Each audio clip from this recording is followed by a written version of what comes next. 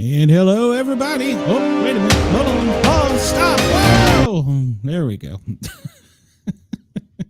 I'm out of control for Friday. Let me get this out of my face. Welcome, everyone. We are live on Jurg's Radio, rainbowradio.com, Twitch, Kick, Trovo, YouTube, and I don't know, some other places. So come over, though, to YouTube and find us at the Paranormal Guys with a Z. And like, follow, share, and subscribe. And you can join our chat where we usually have a pretty lively chat. I hope that everybody is having a great day. I hope they're ready for a great weekend. I don't think the weather's going to be so great here in the U.S., but, well, I guess it depends on where you are. And I hope you're ready for that bunny to hop around and deliver you some chocolate.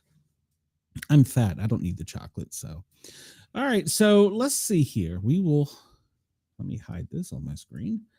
Make sure I'm going out live on YouTube because I pushed a button earlier and I don't know if I pushed the right button. So let's see. Audio check. Yep, I'm live. You can hear me. All right. That works. All right. So let's see here. Show on screen. Hey, KG is here. Welcome, KG. Welcome. So we are currently live on Radio X in Australia as well. I forgot to give them a thank you.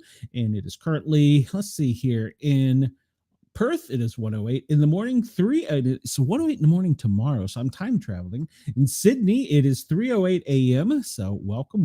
We are your overnight talk. So hopefully we will do you right.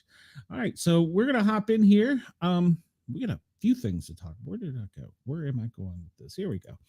All right. So this is an important thing for everybody, especially in Australia, because Coles Liquorland, which is a local Australian company, has issued an urgent recall of two popular beers due to chemical contamination.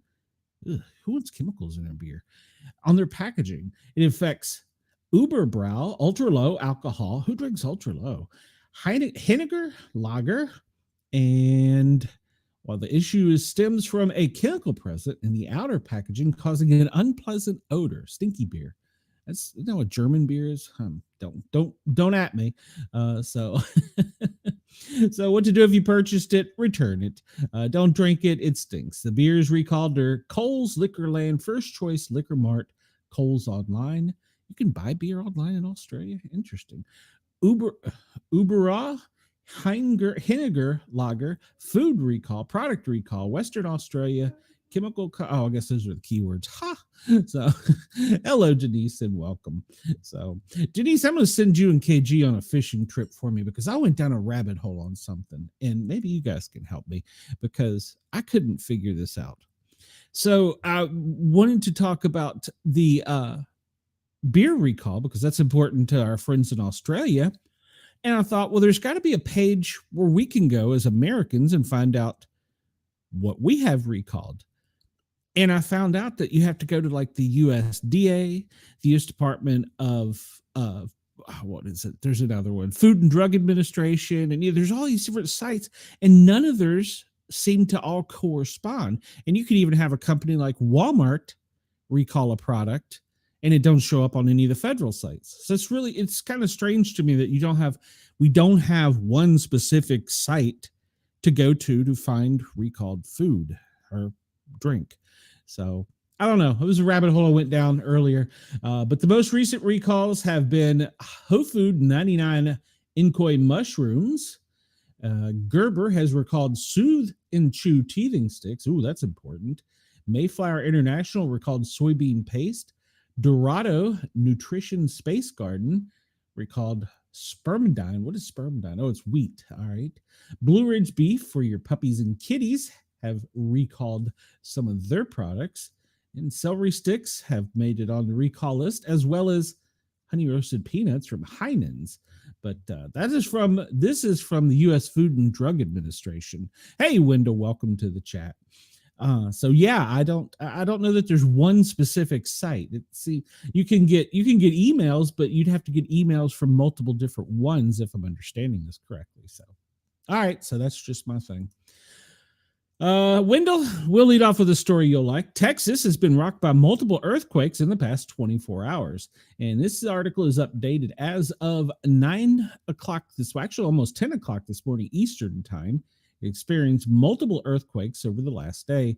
The most recent coming in at 3.3 USGS detected the tremor at 9:01 a.m. Eastern time in the western region of the state, 19 miles from Mentone. A 2.3 magnitude earthquake hit the same area about 2 hours earlier. Seismic activity above 2.5 can often be felt and cause minor damage. However, no damage or injuries have been reported after the 3.3. And this, like I said, is as of 9 this morning. So, so they've experienced, didn't we call this a cluster or a swarm yesterday? So they've had some swarm earthquakes in Texas. Maybe the aliens are underground trying to get out. State is known for, here we go. The state is known for its extensive fracking purposes and is not usually the direct cause of an earthquake, but the process of disposing wastewater through fracking can trigger tremors. So, okay, well, maybe that's it. It's not aliens tonight. KG says, I just Googled Ford recall this morning, 150,000 vehicles with brake issues. Yes, I saw that. I did see that. I think it's easier to find vehicles because I think they're all listed on like the DOT, I think is where it was listed. But you have to go to the CDC, the U.S. Department of Agriculture, the Food and Drug Administration. There's like, there's like 3 or 4 different places. I'm like, just tell me. One place. Come on, Elon, get it together. Good Lord. Get Doge over there and get that settled. So, all right. Yesterday, we kind of led off with it, but we didn't have a whole lot of data. But we do know now the son of the sheriff's deputy has been identified as the SFU shooting suspect. And actually, I think it's the alleged gunman, and it should also be called the stepson. Was identified as the son of a Leon County sheriff's deputy who allegedly, now this is kind of vague to me, who promoted the white supremacism? Was it the deputy or was it him, according to officials? Phoenix Eichner, Phoenix Eichner 20 was identified as the suspected killer and used allegedly his mother's, and I think it's his stepmother's, former service pistol in the mass shooting. Leon County Sheriff Walt McNeil confirmed during a press conference hours after the shooting. Eichner, an active FSU student, we'll just come Phoenix. Phoenix, an active FSU student, was also found in possession of a shotgun, though it is unclear whether he used it in the alleged attack. Some witnesses did describe the shooter unloading with a long gun before switching to a pistol. The accused killer was also a member of the Sheriff's Office Youth Advisory Council. Well, that doesn't really mean anything. It's all right. So there you have that update on that. So I hit a brief article because I didn't really feel like we needed to give him any more press than he wants or is going to get. So let's see. DC subway rider charged with stabbing a police officer in the face after allegedly evading a fare. So a Washington, D.C. subway rider has been charged with allegedly stabbing a police officer who tried to stop him after he evaded paying the fare. The rider was charged Wednesday in D.C. Superior Court, one day after the incident in which the officer was stabbed in the face, according to the Justice Department. The agency says D.C. resident Eric Schlenfoff, 43, is charged with assault with a deadly weapon, assaulting a Metro Transit police officer while armed. He's being held without bond, and his preliminary hearing is scheduled for Friday, which is today. The incident occurred at the Metro Rail's Navy Yard ballpark station after he attempted to jump a fare gate. When the officer attempted to stop him, he pulled out a sharp object and stabbed the officer in the face, the department report states. The officer sustained 9 non-life-threatening injuries and was taken to a nearby hospital for treatment. Well, I'm sorry to tell you, but Eric, should have received life-threatening injuries from lead. He should have become suddenly allergic to lead. So, Wendell says maybe they're tired of their names. I don't know, Wendell. I don't know what you're talking about. This is a story I didn't see in mainstream media. American citizen was killed in Belize after allegedly attempting to hijack a plane. An American citizen on Thursday was fatally shot in Belize after he allegedly tried to hijack a plane at knife point. This is two stories we've led off with knives already. We talk about this. Akeem Sawa Taylor, who was denied entry to the country over the weekend, but somehow entered anyway, was shot in the chest by a passenger who had a licensed firearm, according to ABC. 3 other passengers were allegedly wounded by Taylor. Police officials said that 14 passengers were on board the small plane at the time of the incident, including 2 Americans. All 3 people injured with knife wounds were from Belize.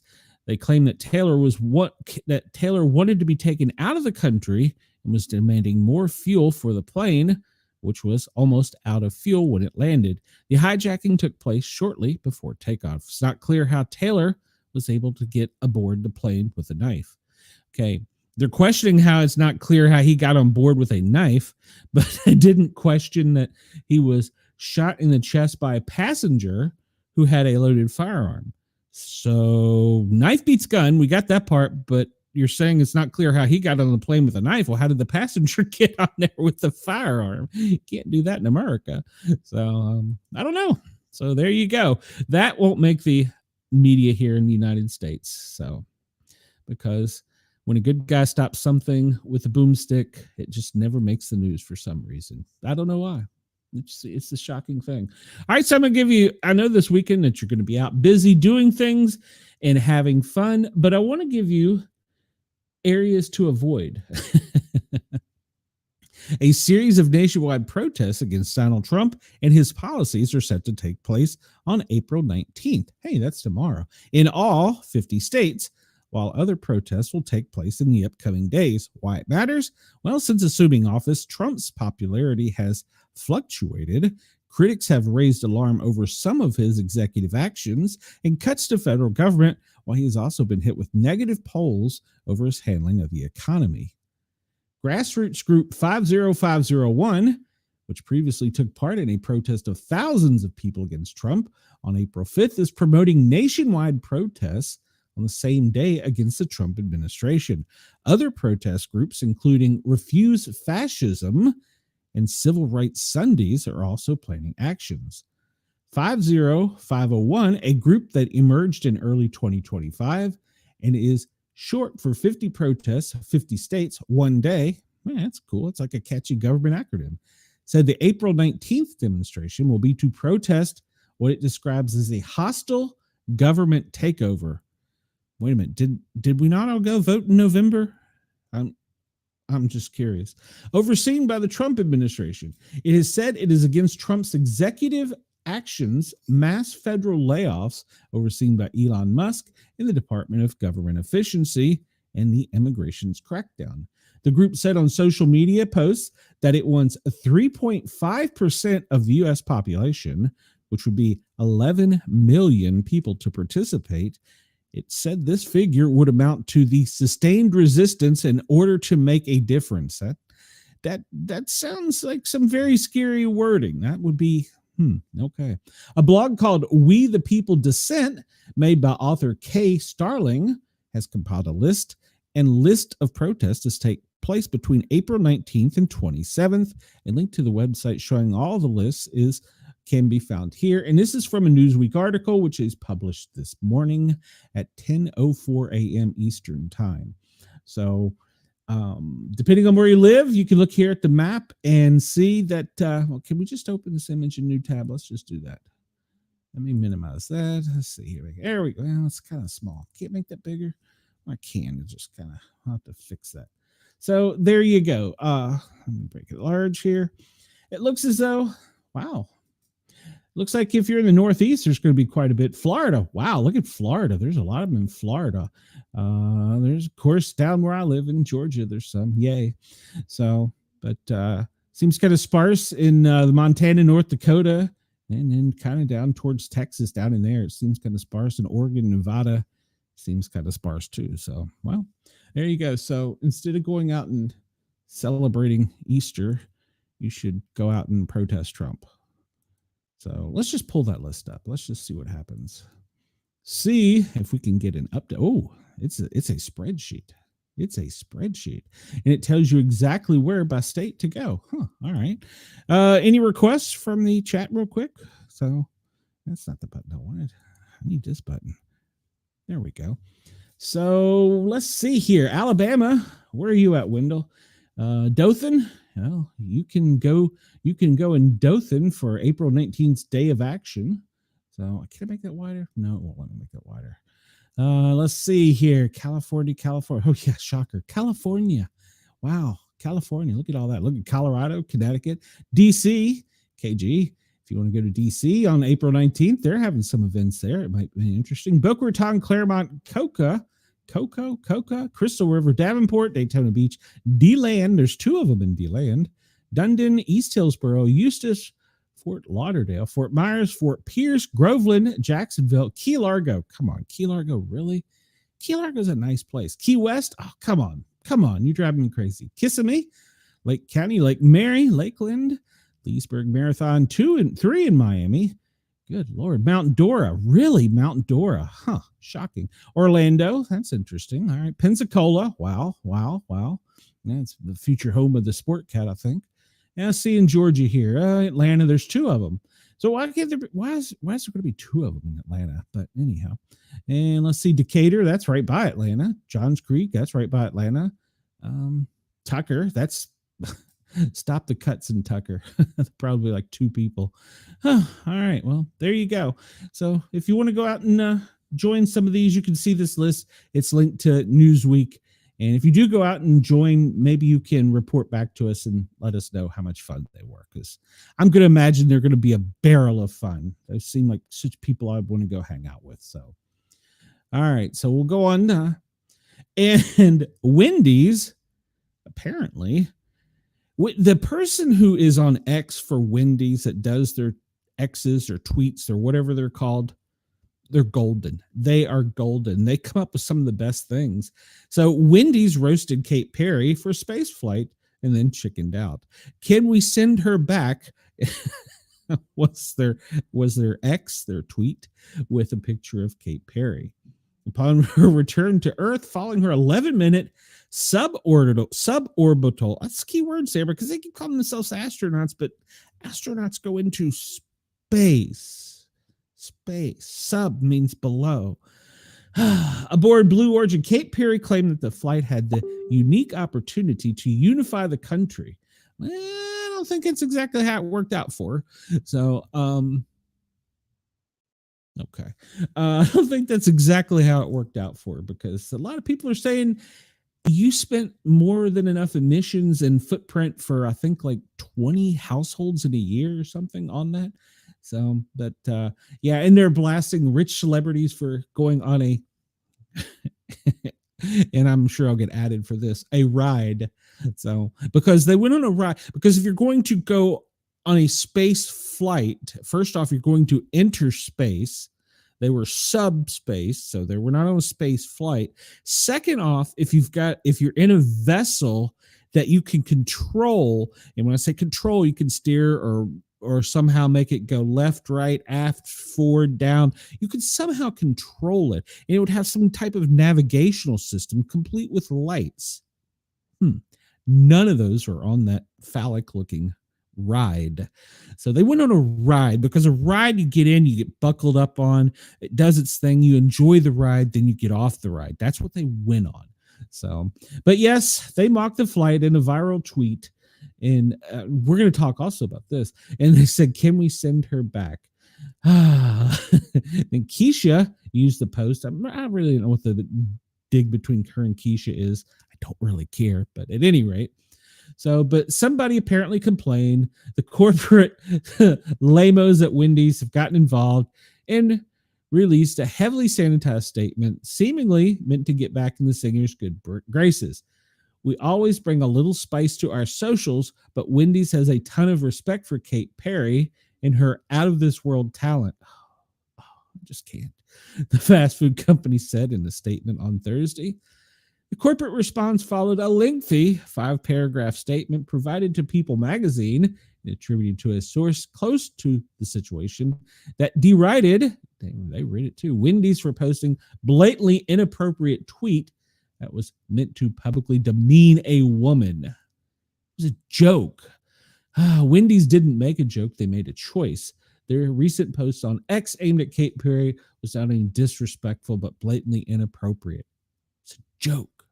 Hey, all right, Denise, I hope you're well. Hit us up later on. We'll talk to you soon. Be safe. Let's see. So, yeah, all right, I'm just going to leave that alone because none of my comments will probably make the situation any better on her suborbital ride. Now, my next question, all right, we're going to go there. Since we're talking about it, what do you think? Did they really go to space? Did they really go suborbital, or was it all staged? Ever since Kate Perry and Gayle King took their 11-minute trip to the edge of space, the internet has been ablaze with wild theories. According to the internet-dwelling conspiracy theorists, the all-female crew's journey on Jeff Bezos' Blue Origin rocket was an elaborate hoax. Now social medias have latched on to yet another bizarre detail as proof that the crew never went to space. On X, formerly Twitter, commenters claim that Kate Perry's hair didn't float like it should have if she was in microgravity. In particular, conspiracy theorists have latched to the fact that NASA astronaut, a true female astronaut, stuck up in the air at wild angles during her time on the space station. Yeah, she was quite known for that. One spectacle commenter complained the real astronaut lady that SpaceX saved had her hair all raised. This is so fake. Maybe she has a lot of hairspray in. I don't know. Well, look at the lady behind her. That's Gayle King, too. Her hair is up. And even if you went up, your hair should be pushed down by G-force. If you're coming down in your weight, it at least should be whatever. So the strange video showing Gayle King's hand disappearing has once again sparked rumors. Her hand disappeared? I haven't seen that one. Her hand, how do you make her hand disappear? So there you go. So after being forced to remain silent, after being forced to remain on the International Space Station for 10 months by the failure of the Boeing Starliner capsule, Suni Williams became one of the most recognizable American astronauts. It's hard to forget that face, isn't it? But look at her hair. Her hair is, but she's in space. She's not suborbital. So Williams' permanently vertical hairstyle even caught the attention of President Donald Trump. I almost called him Donald Reagan, who dubbed her the woman with the wild hair. That's funny. However, that's probably not funny. It probably offended somebody. However, many social media users have pointed out the crew of the Blue Origin mission NS-31 didn't react the same way during their few minutes of free fall earlier this week. One commenter wrote, "Watch their hair, then look at Sunmi's hair while in space. This is all fake." Another confused social media user added, "I have long hair, and when I'm underwater, my hair just flows and sways and goes with the emotions in the water." You see none of that in these fake space photos. One commenter complained why Kate Perry and the other females not tie their hair before leaving, why it seems like fake stunt to me. Of course, this ignores the obvious explanation that Kate Perry and other members of the crew had their hair styled on the ground before leaving. Because if you were a real astronaut, wouldn't you have a helmet on that would mess up your hair? I had headphones on, it messes up my hair. So anyhow, but that hasn't stopped the conspiracy theorists from looking elsewhere for evidence to support their bogus claims. In a video posted to TikTok, one user claims that CBS Morning co-host Gayle King's hand disappears during the footage of the crew enjoying weightlessness. In the video's caption, the user writes, "It's not real, it's fake. Don't believe me. Find the original video, download for yourself, super speed it down. What's going on? What are they distracting us from? I have goosebumps." In the comments, users flocked to express their support for the claim, with one writing, "I think you've done a great job uploading this and trying your best to show everyone what they can't see. If anyone can't comprehend, they will find it elsewhere. No need to apologize for the eye-opener."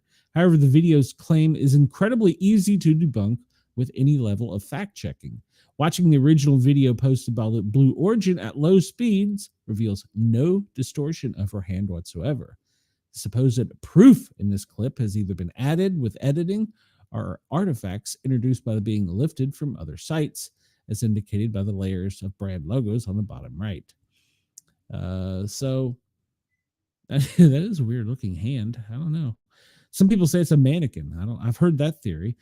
And then if they were in space and you look at other spaceships, when they re-enter Earth, there's from the heat, there's burn marks, but there's none of that on this perfectly white vessel.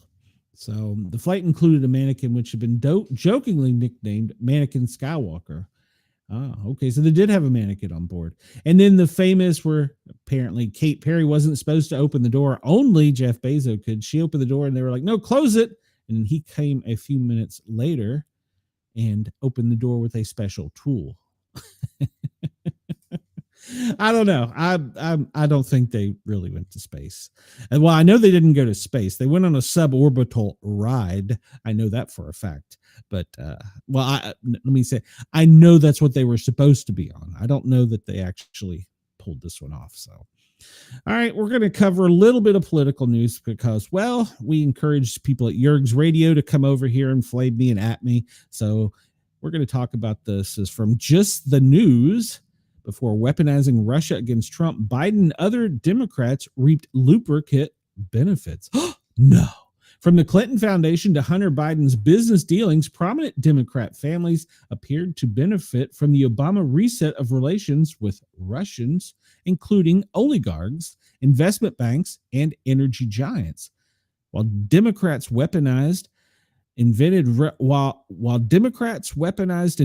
Russian collusion claims in an attempt to sink President Donald Trump's first term, in retrospect, the party's leaders have often gone soft on Russia when it wanted to reap financial or political benefits for themselves or their allies. From the Obama-era Russian reset, the Secretary of State Hillary Clinton investment project, and Hunter Biden's business in Moscow with the President Joe Biden's waiving of sanctions against a Russian pipeline, key Democrat figures reaped political and financial benefits from going soft on Russia. Newly declassified documents produced by the FBI and the Department of Justice crossfire hurricane investigations into allegations that then candidate Trump are members of his campaign coordinated with Russia to influence the 2016 election, wholly discredited the probe. For example, one key informant's account was deemed unreliable. An official disputed a key media narrative, and key source Christopher Steele leaked his infamous dossier to the media. Last week, FBI Director Kash Patel transmitted to Congress hundreds of pages of declassified documents from that investigation following a declassification executive order from President Donald Trump last month. Just the News, that's the name of this site, made all 700 pages from the declassified binder available to the public. So you can go to Just the News, find this article, and download it if you want to fact check what I'm reading. Despite several years worth of focus on the allegations from the Democrats in Congress, an investigation by special counsel Robert Mueller did not establish any criminal Trump-Russia collusion. Special counsel John Durham, appointed to review the probe, ultimately concluded that neither U.S. law enforcement nor the intelligence community appears to have possessed any evidence of collusion in their holdings at the commencement of the Crossfire Hurricane investigation. The Russian reset. After Russia's two invasions of Ukraine, first in 2014 and again in 2022, senior Democratic leaders roundly called out Russia and its president, Vladimir Putin's aggressive behavior, primarily targeted at the country's smaller neighbor, Ukraine. But in the years before Moscow's invasions, Democrats enriched themselves politically and personally from the Russian oligarchs and businesses in the region while empowering Putin with energy and technology deals that still haunt America today.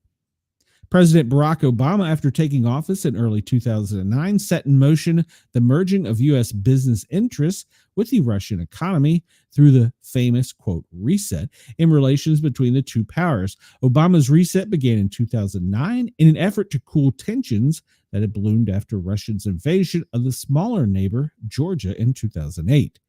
The reset set stage for several prominent Democrats and their benefactors to profit from the burgeoning business opportunities in Russia being facilitated by the Obama administration. In one case, the policy of Obama's Secretary of State Hillary Clinton to support the development of Russia's Silicon Valley, known as Skolikovo. Many have undermined U.S. national security, while the family's Clinton Foundation pocketed donation from Russian donors after Russia's first invasion of Ukraine. She would later make an about face, instigating a narrative wherein Russia allegedly interfered and deprived her of victory in the 2016 election in which she was a candidate. She called her opponent Donald J. Trump a Trojan horse for Putin. After Clinton was appointed to represent the United States at the newly formed U.S.-Russia Bilateral Presidential Commission, she helped direct investments from U.S. partners to the venture, which had already received $5 million in funding from Moscow, investigative reporter Pete Schauweiser found in his 2015 book, Clinton Cash. The Skolkova project received backing and support from Clinton Foundation donors like Google, Intel, Cisco. Additionally, donations from Russian businessmen tied to the Skolkova project flowed to the Clinton Foundation. Andrei Vavlov, chairman of SuperOx, which is part of Skolkova's nuclear research group, donated between $10,000 and $25,000 to the foundation. Scheisler reported that Skolkova Foundation head and billionaire Viktor Vekselberg also donated to the charity through his company Renova Group. Clinton's spouse, former President Bill Clinton, also reaped rewards from the Russia reset, collecting a $500,000 speaking fee from a Russian investment bank, Resistance Capital. The speech came at the same time that Secretary Clinton was opposing sanction measures on Russian officials that later became the Magnitsky Act, Fox News has reported. The Bidens in Moscow. Obama's vice president, Joe Biden, gave an early voice to the administration's new policy towards Russia weeks after their term in office began. The first few years have seen a dangerous drift in relations between Russia and members of our alliance, Biden said at a Munich security conference in 2009. It is time to paraphrase President Obama. It's time to press the reset button and revisit the many areas where we can and we should be working together with Russia.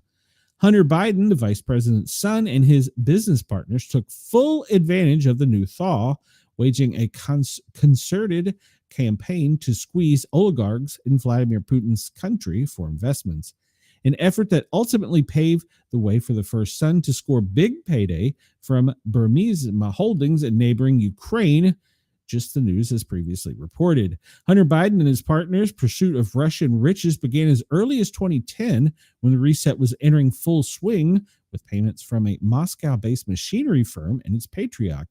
And they intensified a few years later at the time when Joe Biden's son was actually still serving as a U.S. Navy officer, according to bank records, emails, and congressional testimony.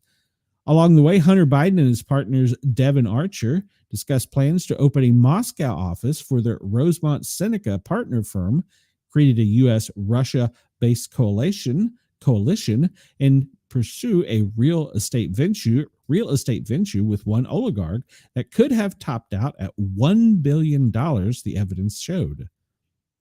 Wow. Ahead of the Russian seizure of Crimea and covert invasion of the Donbas region of Ukraine in 2014, Hunter Biden and his company were on the verge of significant expansion in Russia after years of courtship. Rosemont was working on developing a real estate fund targeting the potentially lucrative Russian markets as relations thawed. To that end, the younger Biden and his partner, Devin Archer, courted Putin-friendly oligarch Ara Abraham to back the new entity called the Rosemont Real Estate Acquisition Fund 1. They also plan to form an action plan for the U.S.-Russian Business Council concept, an investment in something called the Cantor Russian Casino Project. The plan also listed a Rosemont Moscow office, signaling Rosemont's full commitment to the Russian market, the emails have previously reported, as shown in Just the News. The plans for Rosemont Real Estate Empire however, ultimately fell through after Russia invaded Ukraine in the spring of 2014, according to Archer's testimony to Congress during the impeachment inquiry into Joe Biden and Hunter Biden. They scrambled to recover their businesses and look for investors based outside of Russia, which eventually led to Hunter Biden's now infamous work with the Ukrainian energy company Burisma Holdings. Within taking months in office, January 2021, then President Joe Biden was presented with a thorn in the U.S. relationship with a key NATO ally, Germany. The ongoing dispute over the Russian-built natural gas pipeline Nord Stream 2, which was set to deliver energy supplies to Germany until U.S. sanctions interrupted the project. Yet, despite publicly touting his criticism of Russia and Putin, as well as warning that the country was America's biggest threat, at the same time, Biden waived all sanctions on the Nord Stream 2 gas stream pipeline, sacrificing a policy of preventing Russia from exploiting its gas supplies in order to improve relations with Nord Stream customers who were our European allies. Coincidentally, one of the main U.S. lobbyists supporting Nord Stream project, Richard Burt McClartney, associate and former U.S. ambassador to Germany, donated a total of $15,000 to Biden's presidential campaign in 2020, just the news as previously reported. The sacrifice of sanctions improved relationship with Germany was short-lived because little more than a year later, Russia would launch a full-scale invasion into Ukraine, and the pipeline was ultimately damaged in an apparently sabotage attack later that year. All right, so I read that whole article just to tell you that our politicians are corrupt. Shocker. So that was from Just the News. That was published today by Steve Richards at, I think, around 10 a.m. 10:58. So, all right. So let's see what else we have here. We'll continue with just news. Trump is nearly undefeated at the Supreme Court. All right. Despite the Trump administration's repeated lamentations over left-aligned federal court judges blocking its executive orders in efforts to shrink the bureaucracy, the Supreme Court has almost routinely allowed his orders to take effect and rebuked those lower court judges for exceeding their authority. While the top bench is yet to formally address the matter of the nationwide injunctions on its own, it has handed the administration a number of wins on a wide range of issues, including immigrations, the Department of Government Efficiency, DOJ's access to document, and the firing of federal employees. Lower court judges attracted the ire of MAGA-aligned lawmakers and White House staffers amid a string of injunctions and prompted legislative efforts to rein in their authority. The House of Representatives last week passed the No Rogue Rulings Act, a 218-214 vote. All right. I have to read that. I haven't read that one yet. Congress has the authority to establish jurisdictional limits under Article 3, Section 2, Clause 1 of the U.S. Constitution, which defines the type of cases and controversies for which federal courts have jurisdiction.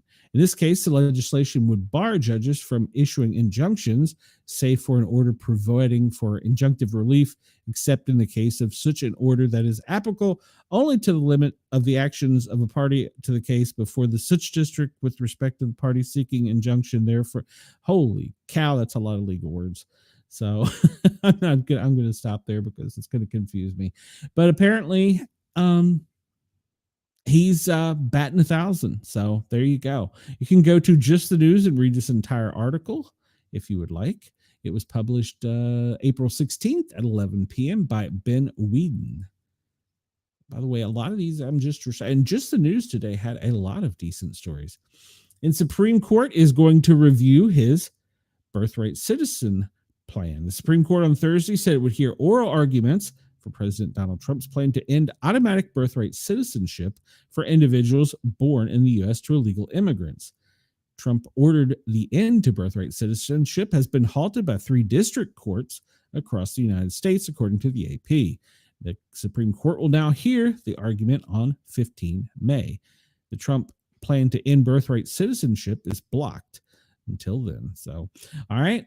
Go check that out and form your opinion. As a first responder, I can tell you I have friends that work in fire EMS, and there are people that will barely make it across the border just to have a baby. I'm not making that up. You can go and do a Freedom of Information Request Act if you'd like of some of the emergency services along the border and see what the call volume tells you. All right, so Just the News also publishes Supreme Court Justice Elena Kagan. I should know our Supreme Court justices' names. Denied emergency appeal to halt deportation of Mexican immigrants. Liberal Supreme Court Justice Elena Kagan on Wednesday denied an emergency appeal to stop the deportation of 4 Mexican migrants who claimed they would be targeted by cartels if they returned. The 4 flyers, all family members, were ordered to report to immigration officials on Thursday for deportation, but attempted to get it delayed so they could file a petition for formal review, according to Fox News. Kagan, who oversees appeals from the Ninth Court, did not comment on her decision or refer the matter to the full court. Attorneys for the filers claim that their clients who are in the U.S. illegally all face threats of violence by cartels if they are not allowed to remain in our country. Other family members in Mexico were allegedly beaten and threatened by cartels after they refused to cooperate. The petitioners, which is the illegal enterers, faced imminent removal and have been directed to report to Immigration Office 417. That was yesterday.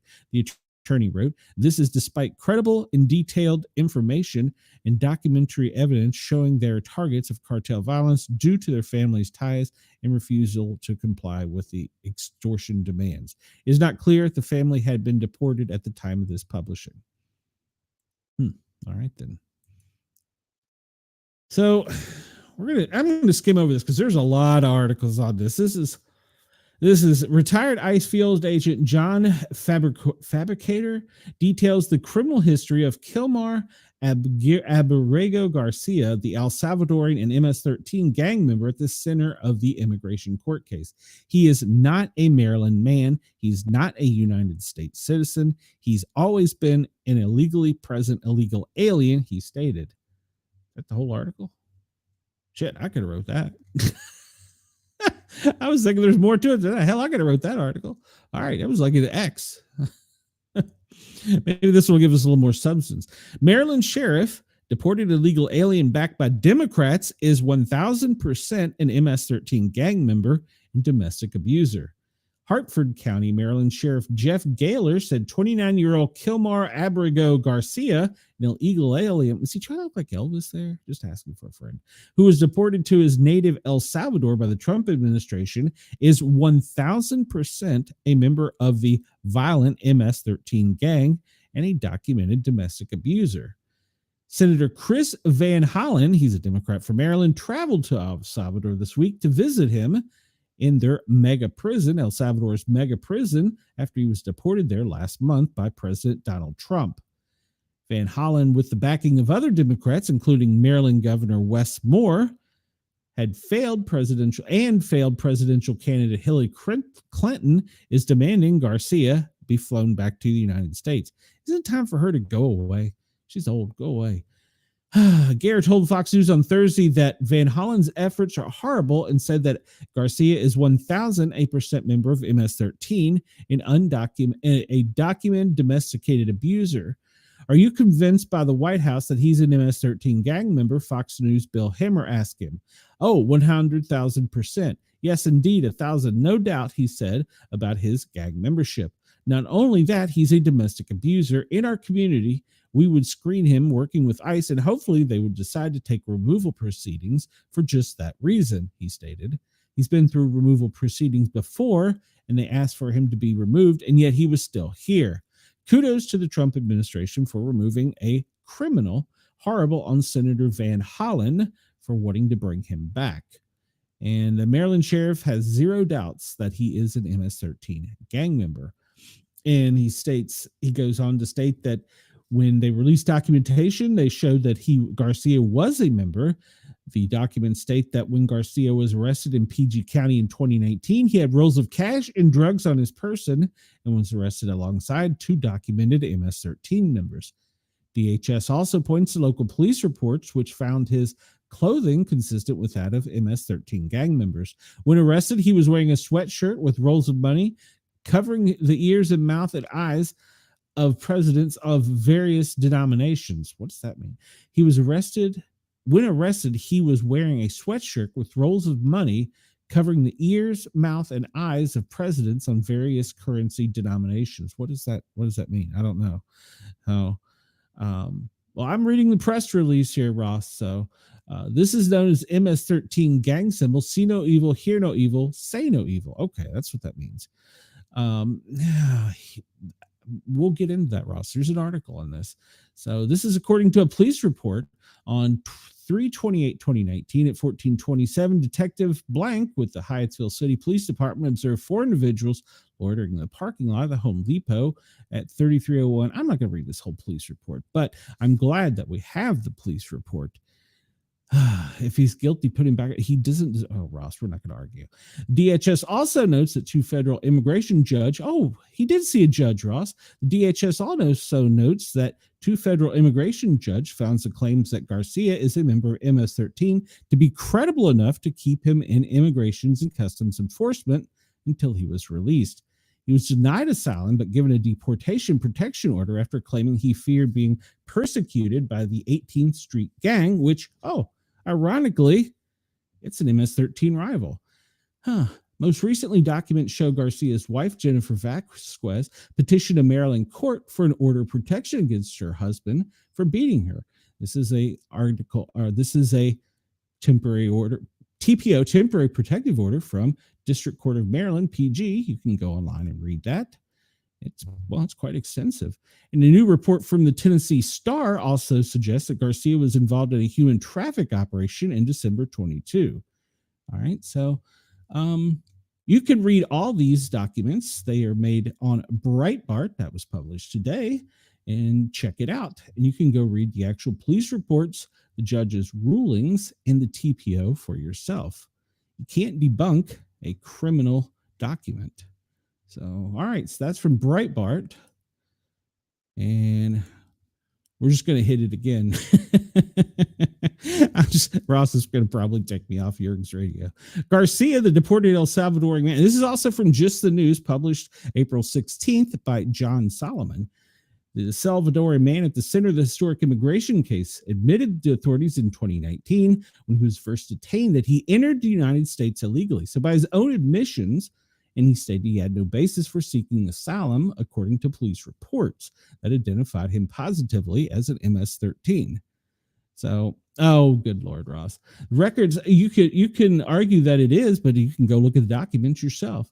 He was interviewed by local police and ICE officials, taken into custody in 2019 in D.C. suburbs, and provided detailed information on how he crossed the southern U.S. border illegally. See right there, that word right there, illegally. Illegal means you're a criminal. If you do something illegal, you're a criminal.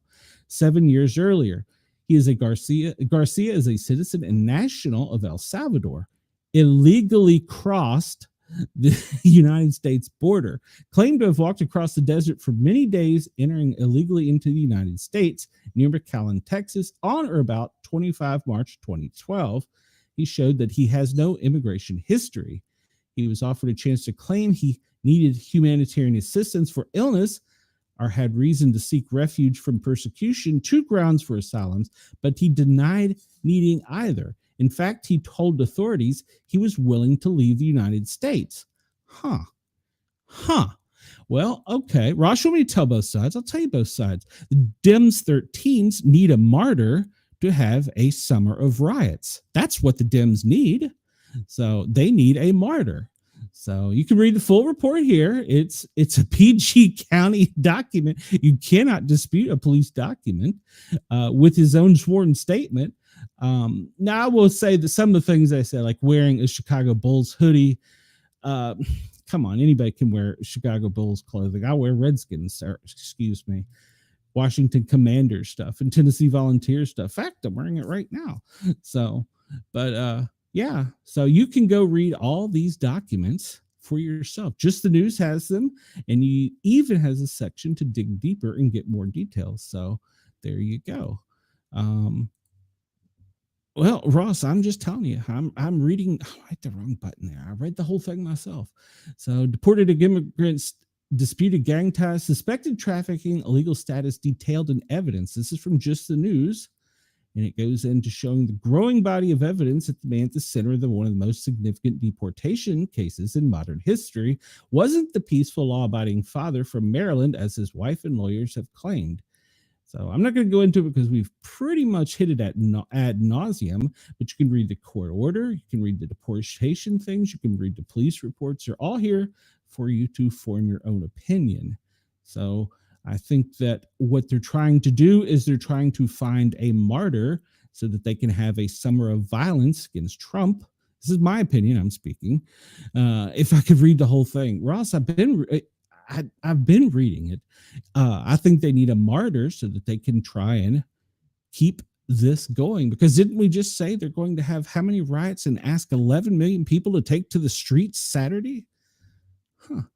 Oh, wait. Biden administration flagged the El Salvadorian as illegal alien suspected of human smuggling. This is also from Just the News.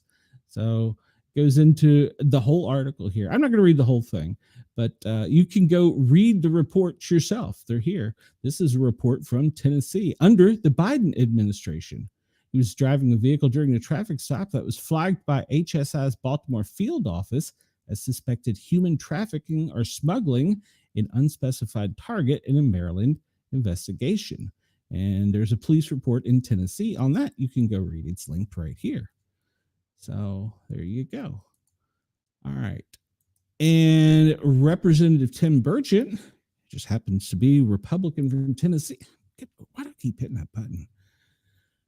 Claims that the heart of the country is at stake. Representative Tim Burchett says Obama appointed U.S. District Judge James Boasberg, who ruled to hold Trump officials in contempt of court for continuing deportation if he's blocked, is proof that it matters who we elected as president. Republicans need to realize what's at stake for their country and stop playing ball with moderates. Now, I wish they would just put that in an X, because it would be much simpler and one less screen I would have. So, we already covered this, but we'll finish the article here. Ross says it's a MAGA thing, and we don't do that at Mastiff Media. I don't know what she's talking about, but Wendy's doesn't apologize for trolling Kate Perry's space ride, but has a ton of respect for her. Yeah, they trolled her pretty good. I like that. That was a funny article. All right, let's see here. And I'm not even going to... Tulsi Gabbard goes into the drop today of the RFK assassination file drop. You can go over to the Daily Wire and check out that article, because there's been a 10,000 page drop that they're making online, and you can view it at the National Archives. And this author, which is from the Daily Wire, interviews Tulsi Gabbard, and they go over the whole thing. And we did this. Trump administration releases previously classified Kennedy files, what to know, why it matters. This comes to us from Newsweek, and they are dropped today, so you can go read all those documents on the National Archive. All right. How about this? Here we go. This will be a good story for Ross. Clever boy, dogs understand us more than we realized.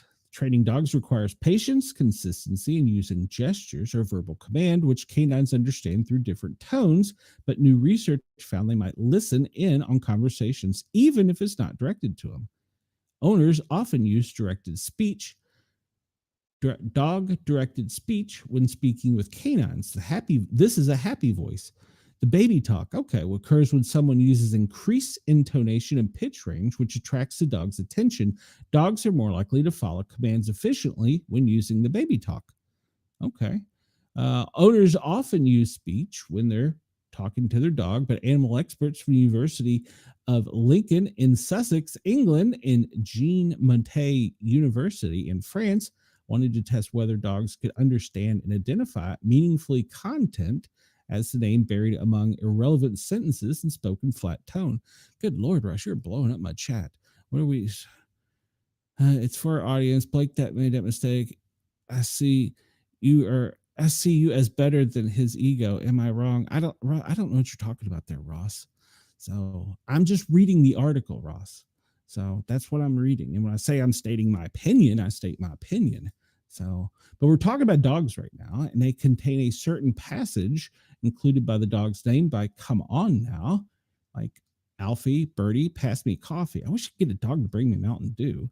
All about 50 dogs of different breeds, such as Dachshunds, Saint Bernards, listen to the recordings in a room with their owners' backs to them. Researchers measured the occurrence and duration of the dog's gaze at their owners after hearing a familiar phrase.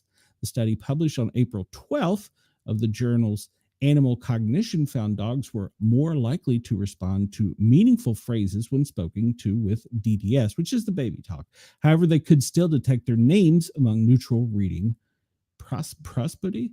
Researchers noted that dogs' ability to recognize speech could also have been aided by pauses owners made in the recording. They found that the dog's brain can sift through speech without exaggerated cues, tones, and movements, which was previously believed to be unique to humans. So there we go. Our dogs are smarter than we give them credit for, and I still can't get one to bring me a Mountain Dew. And Ross says you were being actually misleading, unlike me on YouTube.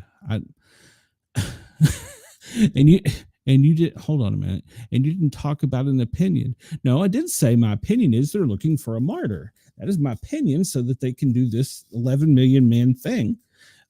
That's what they want. They want a summer of uprising, and I don't think that's just, that is my opinion. But I think we can look and see what will happen in the near future, because people are calling for things to happen.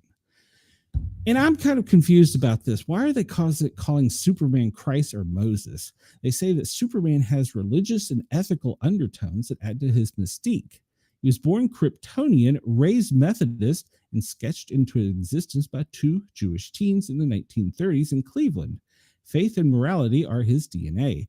There are no overt religious references in Superman, but over 8 decades, he's been viewed as a divine entity, a savior figure. His sacrifice Christ-like, his will to lead as strong as Moses parting the seas, and his compassion akin to Buddhista, an enlightening being who guides Buddhists on spiritual paths. While scholars, comic book writers, and fans alike are struck by the religious undertones in Superman, they say what separates him from the ever-growing superheroes is his singular ability to bring hope to a hopeless world. And then, of course, James Gunn sparked it all with the Superman that he made. So where Superman wasn't as good as we thought. So this article comes to us from AP. You can go check it out. It to me kind of hit me, since I'm a comic book fan, and I've never seen a reference to where I would have thought he was either of those two. That's my opinion too, Ross. I've never seen it where I thought that Superman was God or Moses. So, and we won't cover, well, we'll show the video. How about that?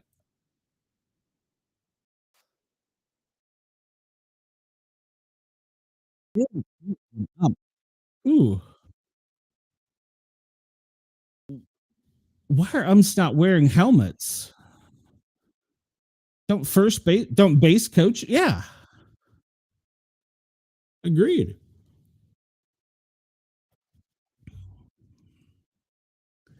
That had to hurt. Holy cow. Yeah, I would have thought that base coaches have to wear them. Why do umps not have to wear them?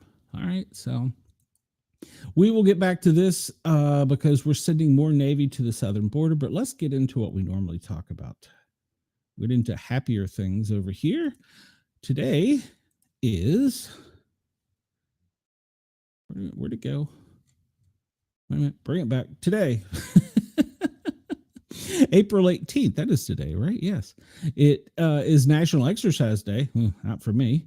It's Good Friday. It's the Friday before Easter. It's National Clean Out Your Medicine Cabinet Day through the third Friday in April. And it's National Animal Crackers Day. I haven't had an animal cracker in years. A National Poem in Your Pocket Day, and National Columnist Day. National Lineman Appreciation Day. We do appreciate them. All right. So it was the top of the hour, and I forgot to mention, thank you to Yerg's Radio, Rainbow Radio, and Radio X in Australia. We come on here every day, and we do a show where we read some articles that are trending, and then we go over and we talk about things that are going on and do a daily operations briefing along with a somewhat detailed weather forecast. And so we talk about today, we're getting the daily briefing from FEMA. This was published by them on Friday, 18 April, which is today at 8:30 a.m. And they are still under the national current operations, worried about the power in Puerto Rico. And they are monitoring severe thunderstorms that are going to be in the southern plains to Great Lakes, heavy rain and flash flooding in the southern plains to middle Mississippi Valley. We've had a lot of water here in the south. Fire weather in New Mexico and western Texas. And a declaration request activity came in from Texas and from the New Mexico Rio Grande fire. And they will be monitoring an event, the Boston Marathon. I forgot about that. That is this weekend.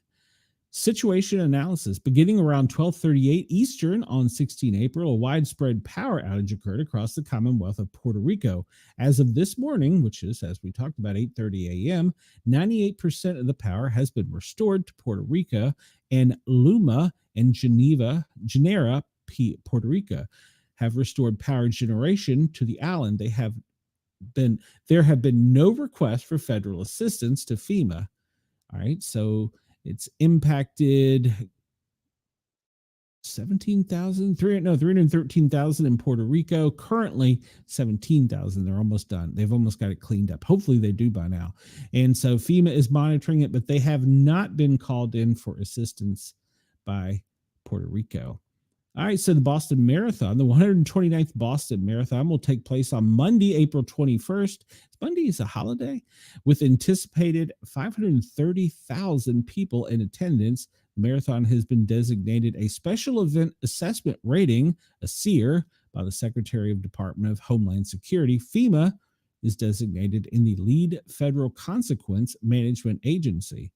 All right, so they have the EOC and Massachusetts. The Massachusetts State Police is designated as the lead law enforcement. So the EOC is at full activation, and FEMA Region 1 is monitoring. They will go to enhanced at 7:30 a.m. on April 21st.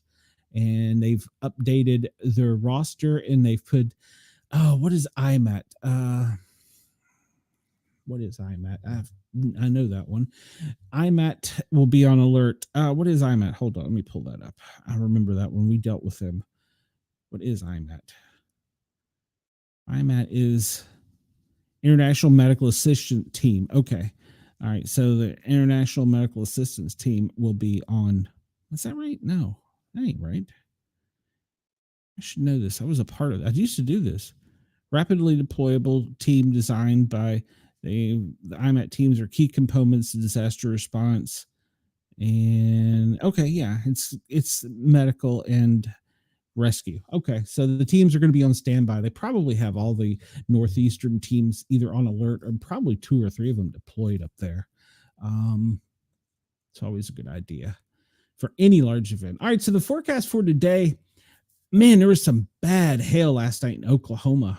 Some people were getting their siding ripped off with the hail.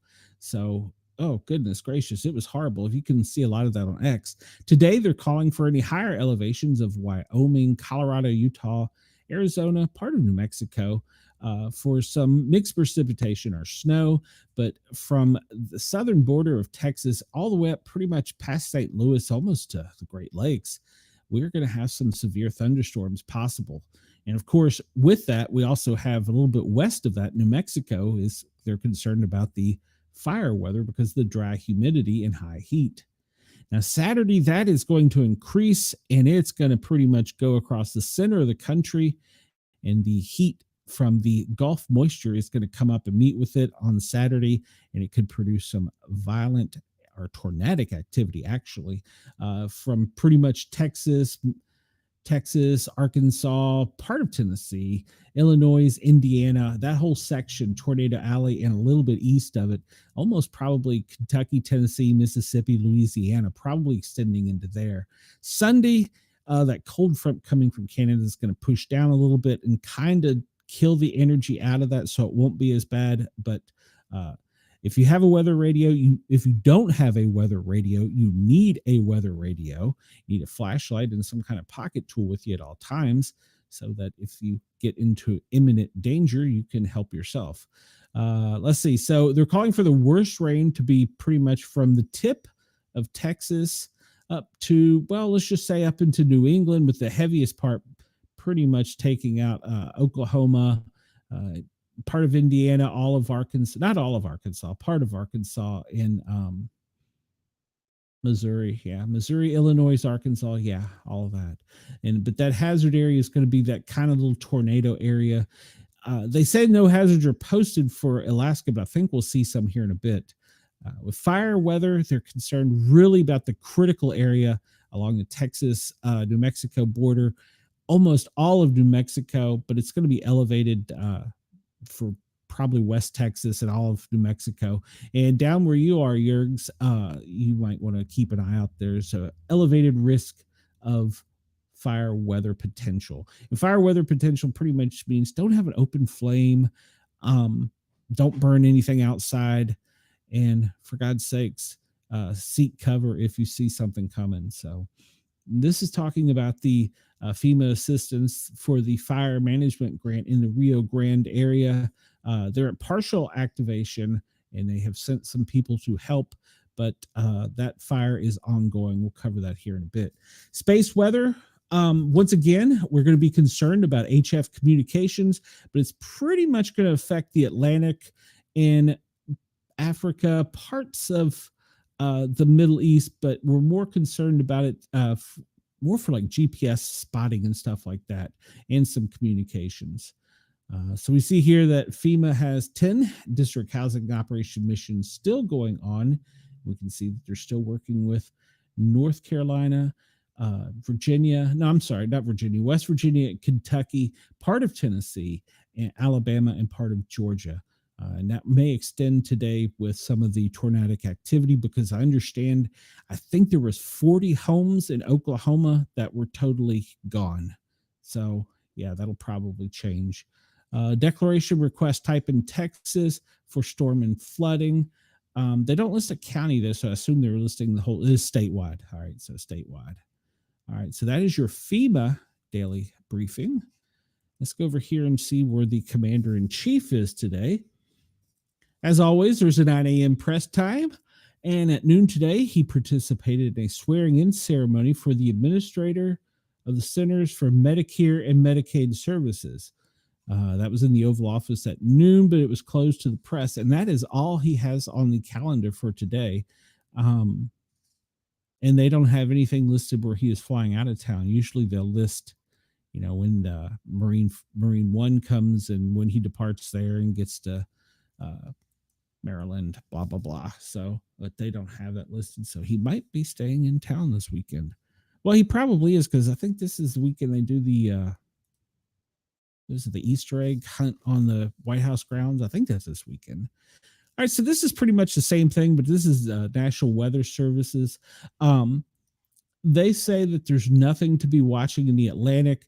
There is just off the screen here a little bit of a storm. We'll look at more in the wind thing that they're keeping an eye on, but it hasn't really caught their attention. In the Pacific, there's nothing as of yet.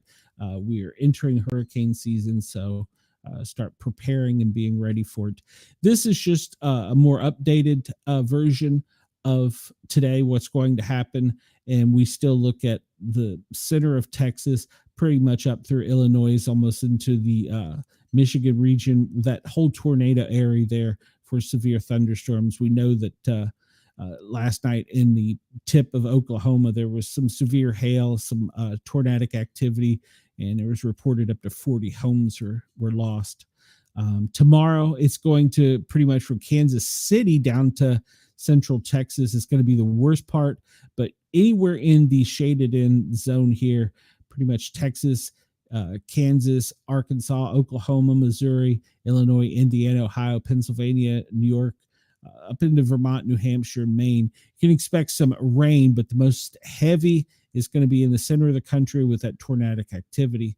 And then day 3, when that front doesn't have as much energy, it won't be as powerful, but I wouldn't rule out any severe weather for Arkansas, the tip of Tennessee there, like kind of the Memphis end in Missouri, and part of Louisiana. I wouldn't rule it out, but I don't think the chance is going to be for as severe. All right, this is our current radar, and let me make this larger. This is brought to us by GMA. This is our current radar. And we see right now the only thing significant is up in Canada. There was some storms earlier up in Detroit and Michigan. It looks like they're kind of over the Great Lakes now, with some spotty showers just really across the you know east or west of the Mississippi. Just some spotty showers. The blue dots are earthquakes. We see the winter weather advisories are for pretty much all of Colorado and part of New Mexico. And we see flood watches in Illinois, Kentucky, down into Arkansas, Louisiana, and Texas. That's going to be for later today when that storms really kick up. All right, let's go look at some weather in Australia since we've talked everything about America. Let's see what's going on over here. All right, so it looks like Cyclone Earl is currently a tropical low, so it is no longer a cyclone. It looks as though the cone of uncertainty is going to bring it just to the northeast of Broome, and currently it looks like he has about 35-mile-an-hour winds. Now, this one up here is a tropical low, and it's just going to kind of skirt the Northern Territories beaches up around Darwin and stay offshore. It's going to be moving from the east to the west. So that is their cyclonic activity. Let's pull up their radar and see where the rain right now. Pretty much the rain is north of Broome. Canar, you have some rain falling now. It looks like it's very light and some light rain associated up on the northern coast, very light. And then down in Queensland, some light precipitation. South Australia, along the shoreline there, you've got a little bit of precipitation, but none heavy. It looks like today, looks like it's going to be a fairly warm day. It's going to be in the 80s in Port Hedland and Broome, and up around Catherine, 74, dropping down south. Geraldton and Perth, you're going to be in the 60s. In Western Australia, the center of the country looks to be the warmest, up around the Northern Territories in the high 80s. And looks like over on the East Coast, it's going to be kind of cool in the 50s and 60s. So it doesn't look like too bad of a day at all. Let's take and move this over to the United States and see what current temperatures are. I can't wait to get back to my office chair. Holy cow. Kills my back. Down in Tampa, it is currently 87. Key West, what is it down in Key West? It's only 77. In Atlanta is 79. Over Birmingham, 80. Up in Knoxville, 81. In DC, it is 75. Up in New Hampshire and Vermont, it is in the 60s. They still had snow as recently as 2 days ago. Columbus, 69. Up on the Great Lakes, you're looking at Toledo, 78, 77 in Indianapolis, Lexington, 78, Bowling Green, 79, Nashville, 79, Memphis, 80. That little heat wave right across the center of the country. It's causing all that rainfall and tornadic activity. Down in Texas on the southern coast, it's going to be in the high 80s down there. That looks to be the warmest part of the country is Dallas and Lubbock and Houston. So Texas gets the prize today for the warmest spots. Up in Seattle, it's currently 60. Medford, Oregon, you're 64. Reno, 46. And along the coast of California, it looks to be anywhere from the 60s to high 50s. All right, let's look at precipitation. And currently, as we discussed, there's just some light rain between Vegas and Denver, but nothing significant. That's going to be probably a little snowfall. A friend of mine reported they had 2 inches in Colorado overnight. In Kansas City, a little bit of precipitation. St. Louis, a little precipitation. This will really kick up later this afternoon. Up around Detroit was where it was most active earlier, and right now it's currently in Canada, coming into Erie. So I think hopefully that's going to skirt up along the Canadian border in New England and stay out of our hair, but it might be a little tricky in upstate New York later on today. And let's see. Satellite radar, we did all that. Let's go over here. And this, I just bring this up because, well, it's the big, blue, beautiful, perfect round globe. And you can see the world in real time, and it just shows you the cloud cover. And you can spin it around and look at everywhere except for the bottom. You can't look at the bottom for some reason. There's no clouds down at the bottom. It's only a black void. I don't know why. Uh, it's a joke. But yeah, you can just look at the cloud cover. We've pretty much talked about all this. So there you go. There's that. And we'll move on. This is the current wind map. Actually, let me update this because this is when I pulled the map up earlier. This is as of 2/10/14/10 Eastern. The highest wind speed in the country is currently at 35. We see pretty much that cold front is trying to push down, and it's just northwest of Dallas, where it's got that little wedge there coming off the Rocky Mountains that's pushing it northward, kind of northeast up towards Chicago, Columbus. It's pretty much straight line off of the Atlantic coming out of New York. But down in the Gulf, that moisture is trying to pull up, that energy is trying to pull up through the south and go to the northeast. And that's where it's going to draw energy later today. There's not really a lot of wind on the west coast coming off of the Pacific, but if you get down lower in towards the border, most of that is coming across Mexico from the Pacific into the country. And it's kind of turbulent. It's always kind of turbulent. We'll look at that on the air map here after a while in the Colorado Rocky Mountain regions. Those mountains will cause the winds on both sides to be a little bit squirrely, but we'll look at the bigger picture here in just a minute. I pulled this up earlier. I'm going to refresh this because I believe that it has moved on slightly still in Detroit. Let's zoom in on Detroit. Actually, it's Pontiac and Sarnia going into Canada right now is most of the electrical activity, the lightning activity. It's moved on. It's pretty much between what is that?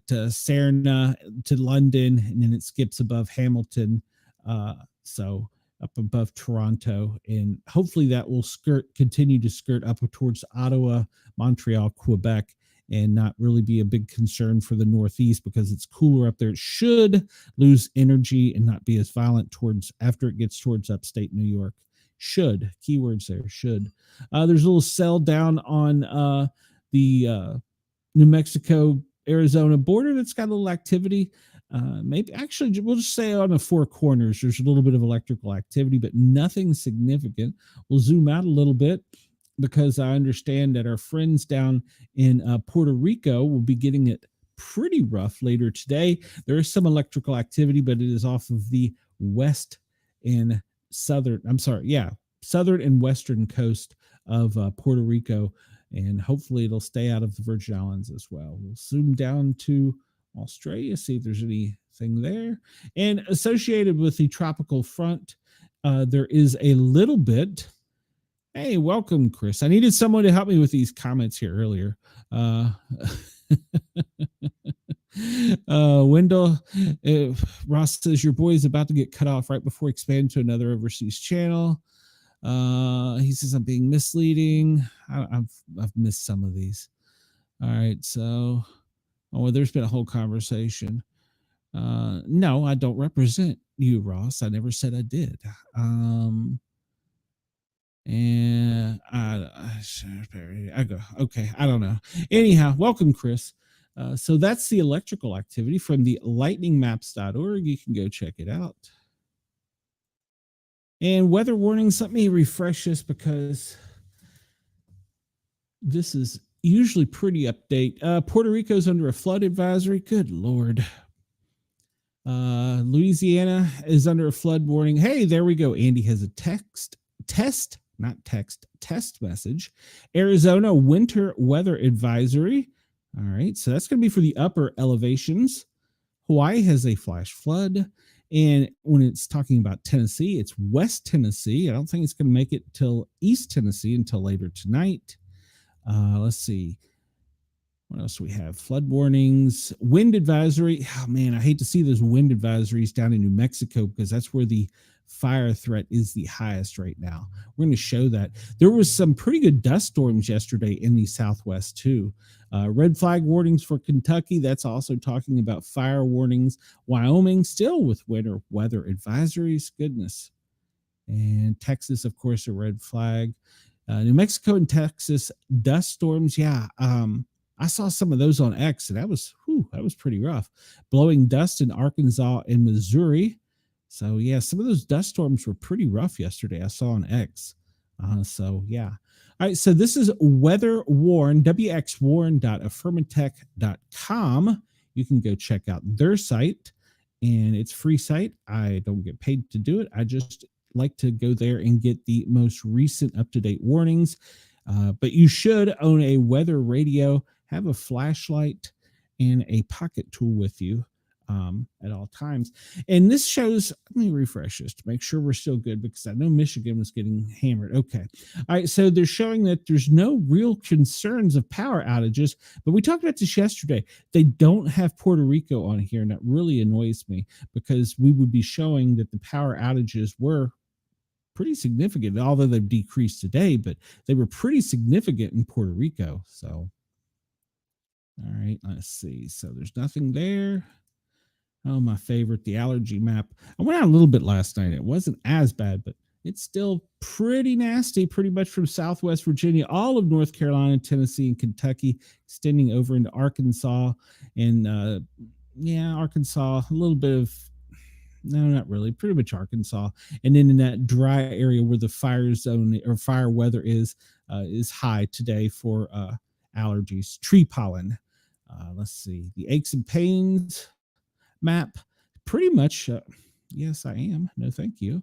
Looks like the aches and pains are up in New England area. Well, it's not going to be good for them with the Boston Marathon, and kind of in the Northwest region, and down in the Four Corners for the aches and pains. I need to find a button to go back without minimizing the screen.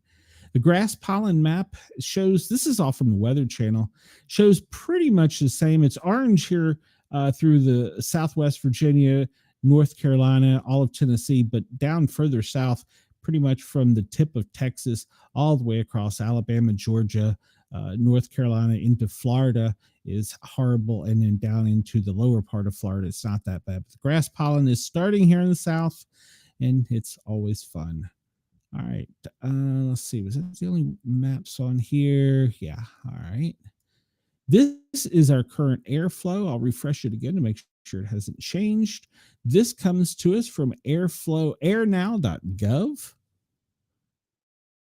And it shows the air quality. And if we look pretty much east of the Mississippi, there's very few, well, all of Texas and then east of Mississippi, with the exception of maybe upstate New York, actually probably Pennsylvania, New York, and to further up into New England is not that bad, but pretty much east of the Mississippi, it's moderate breathing conditions today for the air.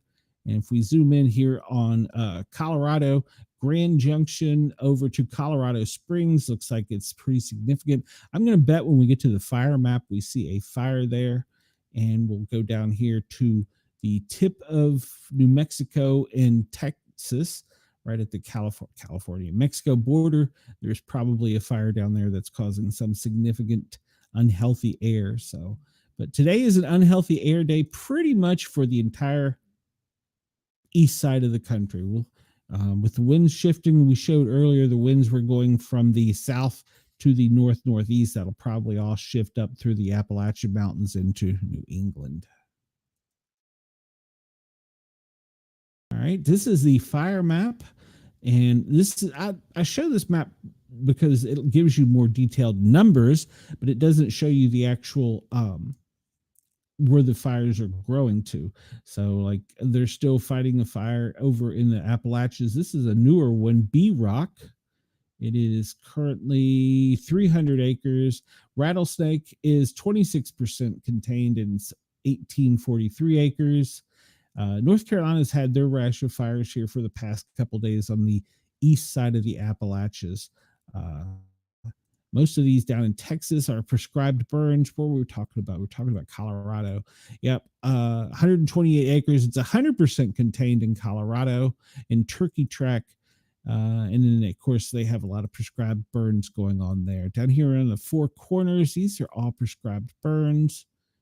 And that one's 100% contained and a prescribed burn. So, yeah, most of these in Texas are prescribed burns. Through the center of the part of the country right now, it's kind of a wet time. Most of these to the west, especially on the east side of the Rockies, are all won't say all, but most are prescribed burns, and some of these in California are prescribed burns as well. So it's good to see prescribed burns. We'll go over here. This is the NASA U.S. forestry map. I like this one because it gives us not only the scale, it gives us the warning, and we get these little red dots. Let's see, wow, look at this. I missed a lot. Yeah. They don't like me. So it is what it is. Sometimes. Let's see here. That whole fire weather warning area, pretty much all in New Mexico, half of Texas. If you're in that area from the Four Corners to the east, it's really a bad time right now with the dry weather. These little red dots indicate fires that have been reported or seen by satellite. Doesn't necessarily represent one that is burning, because we see there are several around East Tennessee where I am right now. Where's that one? It doesn't really say. Okay, Copper Ridge. That one's that could be a brush fire. What we have down here in Knoxville. This is probably Sharps Ridge. They've been working on that one for a while. Down in West Knoxville, I don't know what would be burning down there. But yeah, you see these little ones, but the bigger fires are the ones indicated by the size of the blaze, and you can get more data on them. Specific information it shows on the fire. But right now, the largest fires that are burning are still on the east side of the Appalachia. Down in Florida, I believe these are prescribed burns. The Juniper Swamp, I believe these, I had to go back and look at the other map, but I believe these are prescribed burns with the exception of one down in South Florida. And it's it's only 340 acres, and it doesn't say it's contained any, but I thought they had it contained. The one to the south of, to the north of Orlando was a controlled burn. We looked at that one earlier. So, all right, there's that map. Got my time here. Got 30 minutes left. And here is our wind map, the big, beautiful, round, perfect globe, just for you, Chris. And we talked about the winds coming up out of the Gulf, and this little area of concern over here, it's not quite triggered or tight enough yet, but there was some talk that could become a disturbance in the northeastern Atlantic, but it's still not really on the radar yet. So we're going to keep an eye on it for the next couple days. But pretty much all of the winds are flowing in from the south on the Atlantic side, going up the coast out through Maine and along the Gulf of America. It's pretty much drawing all that Gulf energy up through the center of the country, following the Mississippi and going up into Canada, while the rest of the country is seeing, in the northwest section, seeing a relatively wind-free day, with the exception of down there in that fire weather area where it's coming off of the Pacific over Mexico into New Mexico. That's the area that's concerned the most, because it's going to have that dry blowing air coming out of Mexico and Texas. And yeah, it's a big area for concern. Let's drop down into Australia real quick and see how their winds are. And it looks like a tropical low has lost a lot of energy, Earl. So that's a good news. So it's not really as windy as it had been. All right, that's good news. There's this one little low over here, and it's got winds. They're 58 kilometers an hour. Is that right? 63. That's pretty significant. So, and in this little depression up here, they were talking about that hadn't quite really formed. It's got 43 kilometer an hour winds. That's this one's a pretty tight formation down here, so we might want to keep an eye on that one. But it looks like it's going to probably continue to go to the northeast. Hopefully, it won't make a turn back to the west. So, all right. What else do we have here? We'll kind of zoom around, see if we see anything else. Let's look at the Pacific. We didn't really look at the Pacific much. Yeah, there's really nothing formed or even tightly formed out in the Pacific. This up off Alaska we talked about yesterday, where they were having the blizzard warnings, the winter weather warnings all up in Alaska. So, and then off in the Atlantic, yeah, just that one little section right there. And it's not really that well formed. It's got a wedge behind it, so hopefully it won't. But we're going to keep an eye on that throughout the next couple of days. But this will be shifting. The winds will be shifting to the northeast more as that front comes down out of Canada. When it taps that nice warm Gulf moisture and that Gulf air, it's going to pull that energy up right into the center of the country. So weather radio, flashlight. I've said this before, haven't I? Oh, I forgot to do this one earlier. Oh, wrong one. I got out of order. This is the wildfire map and smoke map. And pretty much as we were showing there a minute ago with the wind, it's just pushing it up straight along the Mississippi, pretty much from Louisiana all the way up through St. Louis, almost Chicago. So it's going to be kind of a smoggy. This is why the air quality is so poor in pretty much east of the Mississippi, because all of this is going to be pushed up and out and eventually through the northeast with the winds. And we talked about there was over in Colorado, the reason that the air quality was so bad in that one section was probably because of a wildfire, and that looks to be the case. And that's pretty much down in Florida, mostly in the Panhandle. Going northeast is where the smoke is. So pretty much just north of Tampa, skirting over across and out through Jacksonville, and the rest of the Panhandle to the west, up through the country.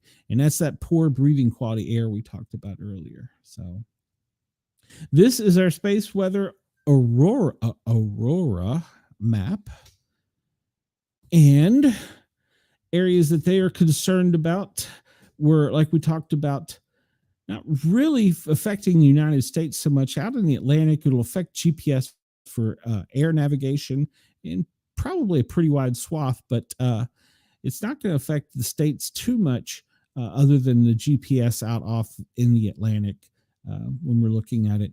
The chance for seeing the northern lights this weekend, probably pretty slim in the lower states. Maybe it swipes back around here, maybe a bit up into the New England region. No, not even really in the New England region. So we lost our chance after Wednesday on that one. And it didn't make it as far south as I was hoping. I checked it right beforehand, hoping I was going to go out and see it. Last time I had a chance to see it, in Atlanta, there's just no way of seeing it. Chris says, I missed the Columbus, Ohio map. I hope everything there is okay. Yeah, everything looked to be okay in Ohio. So we have a new hazard created while we're live. Let's see, a flood warning in Hawaii. Okay. All right. This is the disaster alert map. And I'll only show you this because we talk about all the others, but because this puts it in more of a graphical display.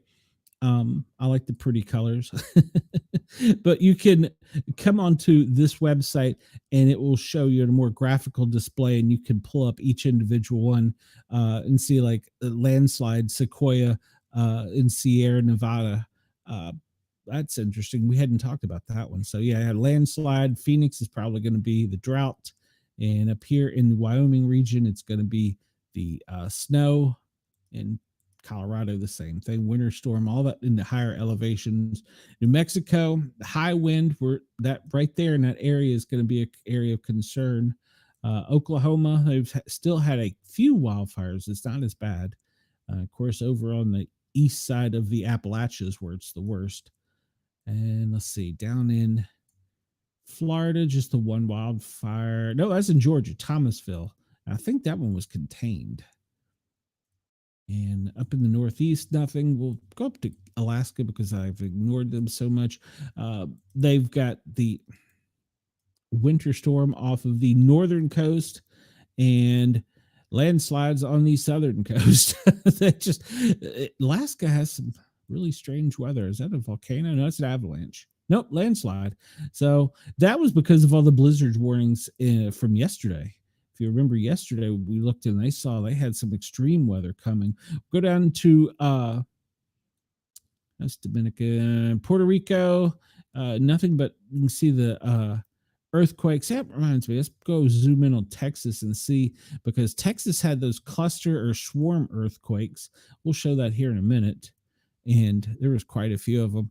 Yeah, it is the land of extremes. One side it's a blizzard, the other side you're getting landslides, mudslides. So yeah, you're right, Chris.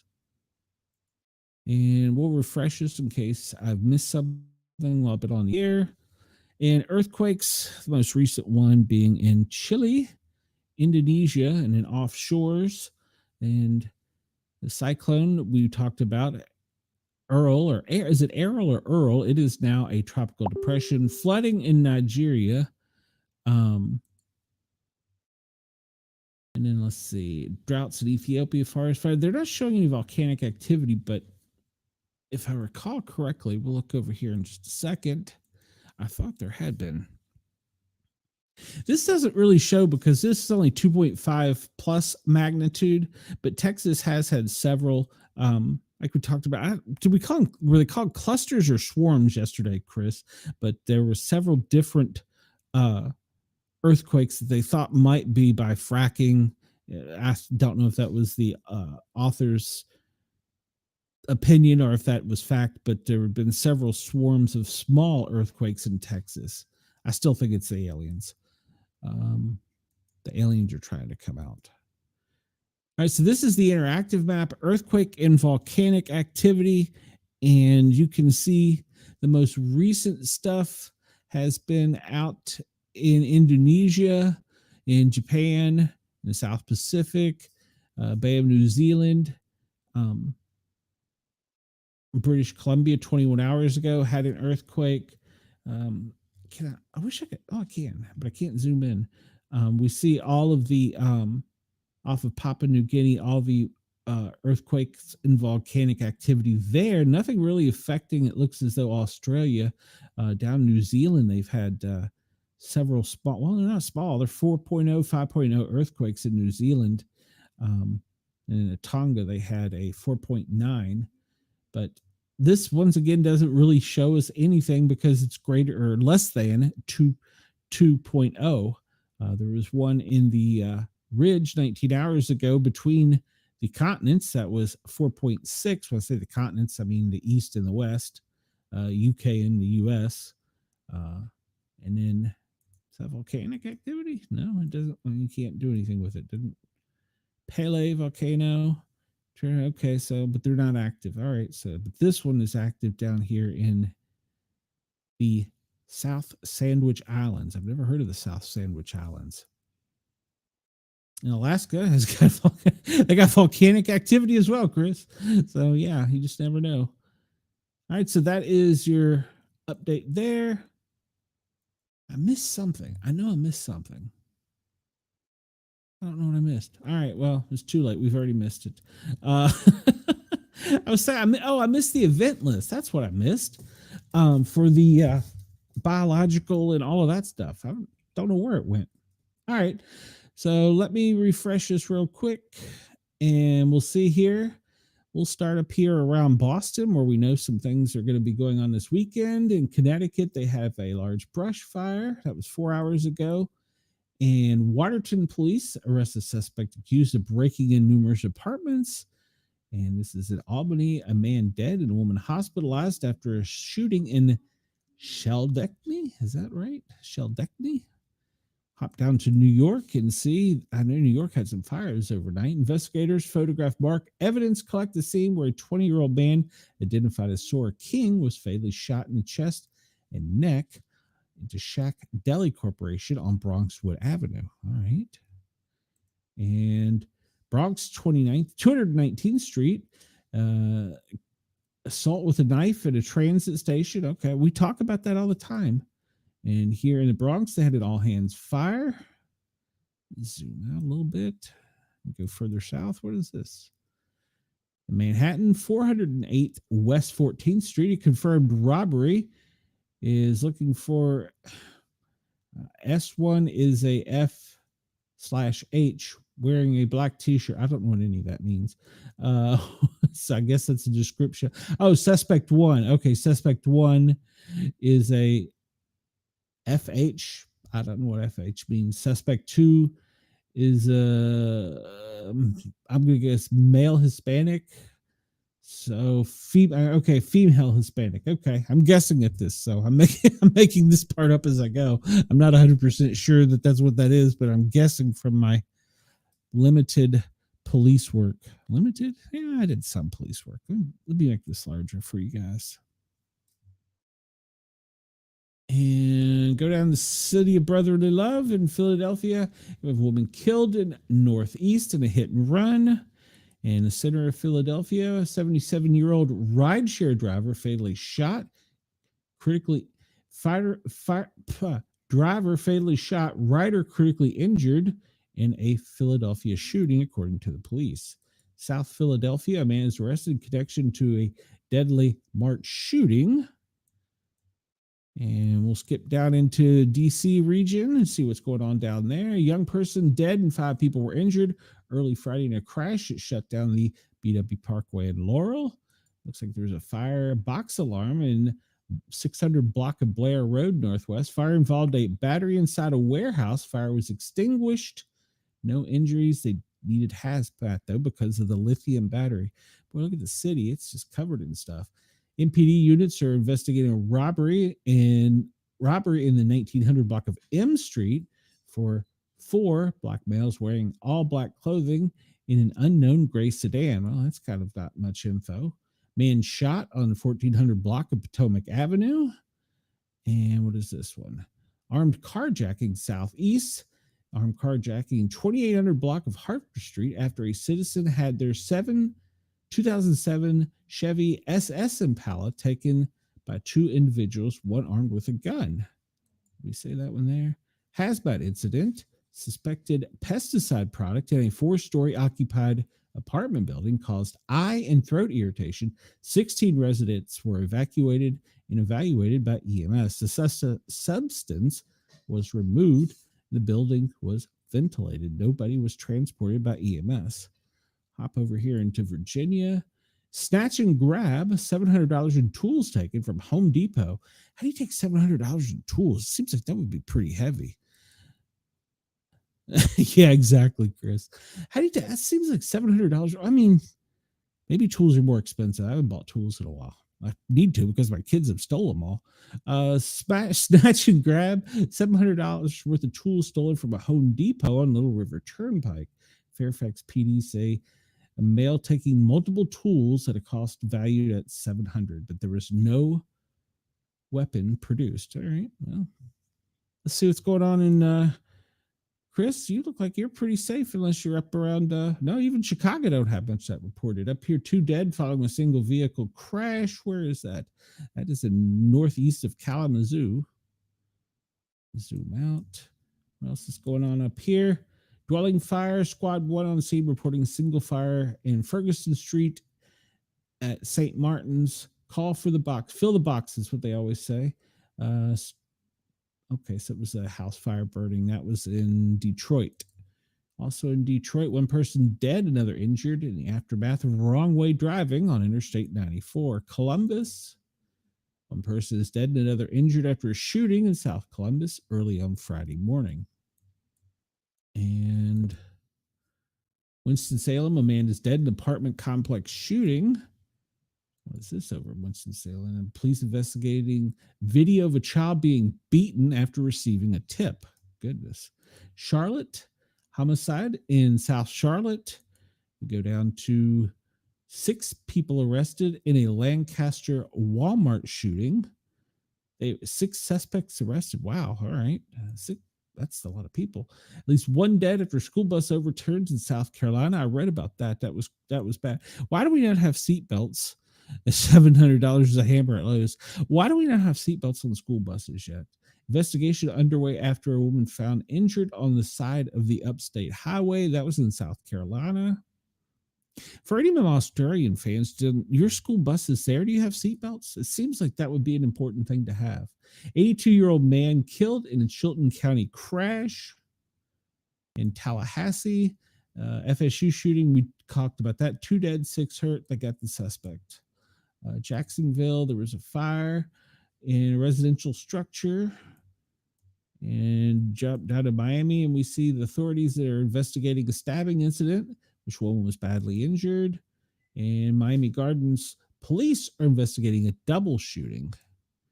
We'll hop over to the West Coast.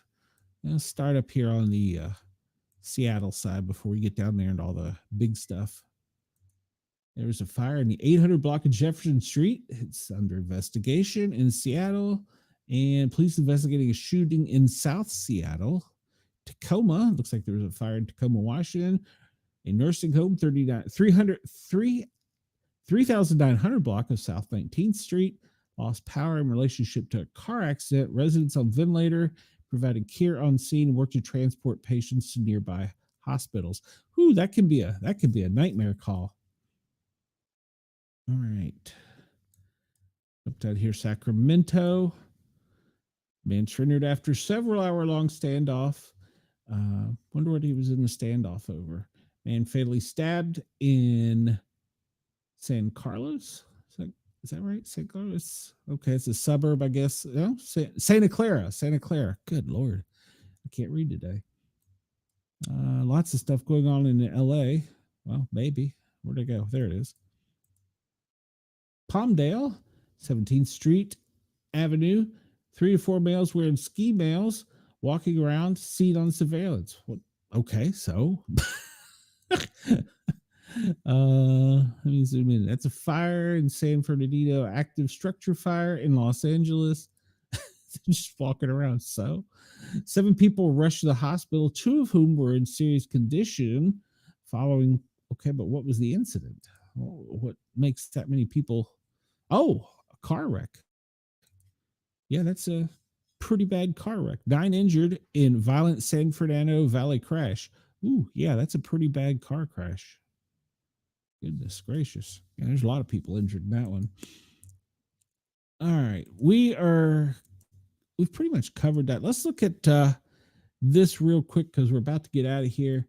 We'll just hit the highs here and hit the military. See anything interesting or shady. It looks like there's quite a few planes up in the air. And let's see, that's transport ship or transport plane. C-130s are all transports. Let's see if it looks like a lot of stuff coming out of South Florida. That's got to be right there, Gulfstream. That's a dignitary coming out of Miami. Let's see, anything going on over here? Yep, C-17. Those are all. It doesn't look like currently. Well, okay, so this tanker. All right, so I'm going to guess that this is either returning or bringing fighter jets back to the States, looking at its path, one or the other. So because we know that the fighter jets need a lot of fuel, so he would have been supporting them. And all right, so we do have, all right, so they're up in the Hawkeye monitoring something south of DC. They're looking for something. They're always looking for something. Let's go up to Boston, see if there's anything going on up there. What do we have going on up here? Coast Guard. Does it really? Yeah, it's been nice. Czech Air Force. What's the Czech Air Force doing coming out of Maryland? Good Lord. Black Hawk. Yeah, I don't really see a whole lot of activity that looks shady. We were talking about that whole area down here, and I don't see anything really patrolling down there. So maybe the area of concern. This,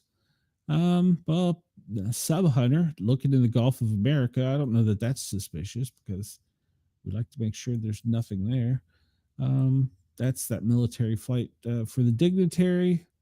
All right, let's hop over a little bit and see what's going on over here. And just more transporting stuff, troops and equipment. I don't see many.